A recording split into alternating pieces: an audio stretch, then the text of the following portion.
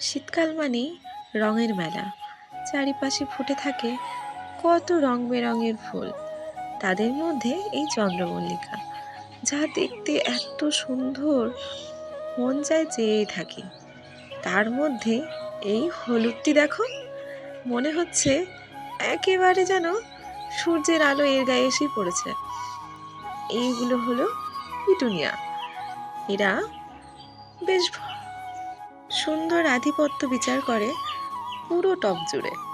দেখতেও কত সুন্দর লাগে। এগুলি জিনিয়া। জিনিয়ার খুব একটা ফুল হয়নি, কয়েকটা কড়ি হয়েছে, আরও হয়তো হবে। এখানে অনেক ধরনের জিনিয়া রয়েছে, অনেক কালারের, সাদা, গোলাপি, বেগুনি। তার মধ্যে গোলাপিটা যেন একটু বেশি সুন্দর। এটি সাদা জিনিয়া। কি অপূর্ব সুন্দর এগুলি দেখো। চন্দ্রমল্লিকা, এর কথা আর কি বলবো, এ তো এমনিই দেখতে সুন্দরী। শীতের রাজা যেন গাঁদা। এই গাঁদা না হলে বাগানটা ঠিক মানায় না। তারপর দেখো সাদা গোলাপ। আমি এটা দেখিনি, এই প্রথমবারই দেখলাম। এত ভালো লাগলো দেখতে। আর কত পাপড়ি দেখো, দেখি মনটা যেন স্নিগ্ধ হয়ে যায়।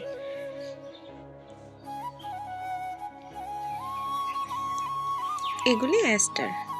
অ্যাস্টার বেশ অনেকদিন আগে ফুটেছে, তাই একটু কেমন জানি হয়ে গেছে। এগুলি আবার সেই চন্দ্রমল্লিকা।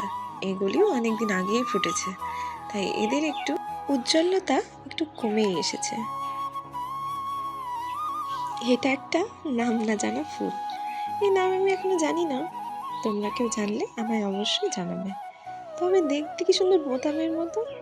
আমার তো খুবই ভালো লাগছিল, রংটাও বেশ।